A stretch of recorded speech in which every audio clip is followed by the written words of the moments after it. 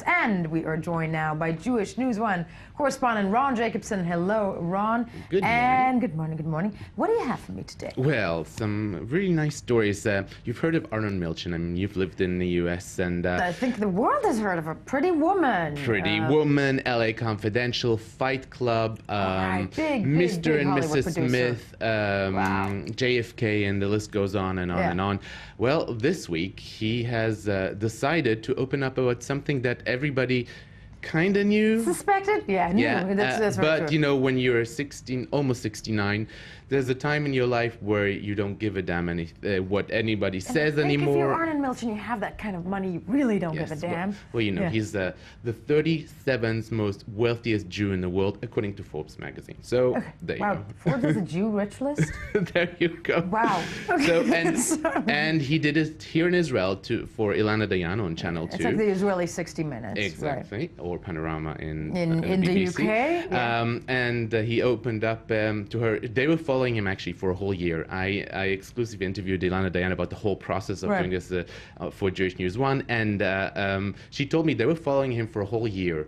And then all of a sudden, as he took them to a set of his new movie, as they were landing, all of a sudden he says, I cannot keep this to myself anymore. And he just Blabbered what? and used to be a Mossad he couldn't agent? stop talking about it. That's the thing. It's like it's very fascinating. Yeah. And you know, there was apparently a secret agency here in Israel that doesn't exist anymore. It's called the Bureau for Scientific Relations, headed by no other than Shimon Peres, who recruited surprising. Yeah. who recruited Milchan in the 70s, and he helped them buy all kinds of parts that they needed to was an build arms dealer, yeah. the nuclear Nuclear bomb in, That we don't That we don't have. that we don't have. Sorry, that Israel is presumably, you know, in capability of. I cannot believe you just said that. Yeah, there we go. But in that respect, I mean, I think it's sort of also how he got a lot of he got a lot of Hollywood stars to join him in. Yes. So no, he held these parties and with Hollywood stars, and that's how he invited scientists that he wanted to get information from. Yes, Wow. I think that, you know, for someone who has done so many movies, now he can definitely do a movie about his life, and that's going to be very fascinating. Yeah, incredibly These days, so. by the way, he's still going very strong in Hollywood. 12 Years Slave, his new movie that has great Oscar buzz, just got nominated for 7 I've Spirit heard. Awards. Yeah. And the big movie coming out is Noah with Russell Crowe, an epic about biblical Noah. I know, we've returned back to biblical stories in Hollywood. It's amazing. No, fascinating stuff, and now I can see where he got all, you know, all the ideas for these amazing movies. There you go. Amen. And what else? 5 Broken Cameras, the Israeli-Palestinian co-production, and we need to remember it is an Israeli-Palestinian co-production because Ahmed Barat, who is of course the main character in this documentary and the co-director, goes around the world saying that it is a Palestinian movie. It was financed by Israeli money. Okay. And As a co-production. as a Okay. co-production, it won the International Emmy just the other night, which is It was interesting. nominated for an Oscar also. It was Right. nominated for an Oscar. It won a Sundance Film Festival. Award, and mind you, an Ophir Award for Best Documentary, which is the Israeli Academy Award. We A have to joint say that too. Yeah. And as he went on stage, of course, he thanked French television. I'm So- assuming they put a lot of money in it as well. Actually, not so much. But no, I actually did some research about it. I said, okay, why is he saying that? But no, it's the Israelis that put most of the monies. The others chipped in a little bit for the. And I'm assuming, you know, anything that comes out of this region cannot help but be politicized, but Yes, very true. yes, And, yes, incredibly yes. so. And then finally. And then, yes, I know you're probably going to laugh at me.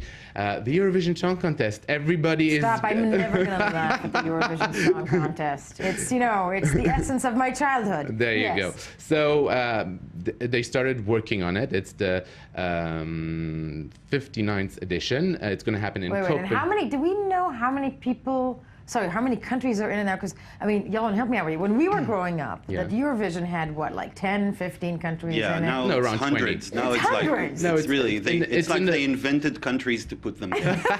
And talking about countries, this year, because of the financial crisis in Europe, a lot of countries are pulling out of the Eurovision Song Contest because Thank God. it costs money to participate in, because every country has to chip in for the event itself, for the production. So countries like Cyprus and Turkey and Bulgaria and Serbia have all pulled out, and so the number Is of Greece countries. still in? I'm just Greece, thinking. I actually thought that Greece would pull out, but actually Yeah. they said we're in. You know, they have to show that We there's. don't like food, but we're going to do the Eurovision. God damn it. And Israel Yeah. is into, and the Danish are going all out. They have taken over an old shipyard in Copenhagen that has been closed out. That is kind of an island off Copenhagen, and it's going to be Eurovision Island. They're going to turn it into this whole amusement park of So creepy.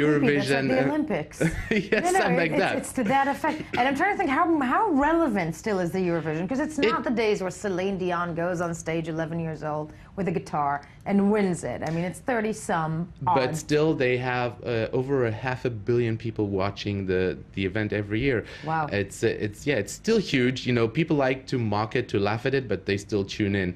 And then, you know, talking about internet, the countries are looking for original ways of how to get their singers to. So Yeah. Germany is going all out and are going to find their singers via YouTube. No, Yes. that's the way, because there's always been this thing of how do you send somebody to the Eurovision? One, it's a great honor. Nowadays, not so much. But in that respect, what, via YouTube? Yes, you're going to film yourself and put yourself on the channel for YouTube, and they're going to choose the people who's going to go on the pre-Eurovision selection, and then the audience at home will, vote by televoting and decide. But it's probably going to be someone totally anonymous who they're going to choose to send to the Eurovision. I think that's great. No, yes, except it brings to mind, to me, I think that chick that tried the Miley Cyrus, twerking thing on YouTube, and I'm thinking if she's going to end up, if somebody like that's going to end up in the Eurovision. She might win, actually. Actually should win.